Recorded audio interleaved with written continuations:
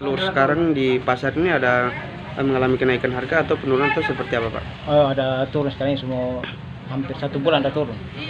Untuk harga sendiri itu turunnya seperti apa? Dia punya per butir ataukah per rak? Semua turun, per rak, per ikat, per jaga partai semua turun. Untuk per butirnya boleh tahu berapa satu butir, Pak? Dia kena 1.600. 1.600 satu butir. Kalau untuk sebelumnya? Sebelumnya itu kena 1.800. 800. Kalau sampai 2.000. Kalau untuk per raknya itu berapa? Per rak sekarang 50. 50. Sebelumnya itu berapa, Pak? Sebelumnya itu 55, 58. 55. Kalau per ikatnya itu? Per ikatnya kena yang sekarang? Iya. Yang sekarang kena 285. 280.000. Itu 285.000. dalam sebelumnya itu berapa, Pak? Sebelumnya 330, 325. Dalam satu ikat itu kenal berapa rak, boleh tahu, Pak? Satunya ada 16.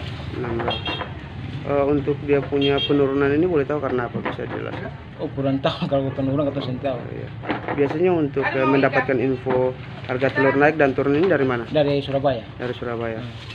Terus untuk selain harga telur ayam, apakah untuk telur puyuh sendiri seperti apa? Ada kalau puyuh dia naik.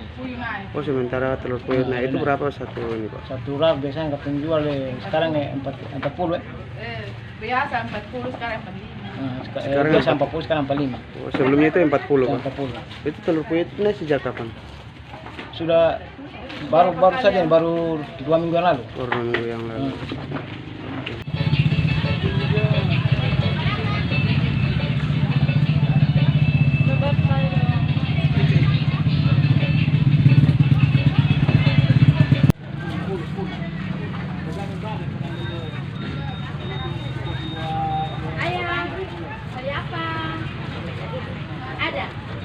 Terima kasih sudah nonton.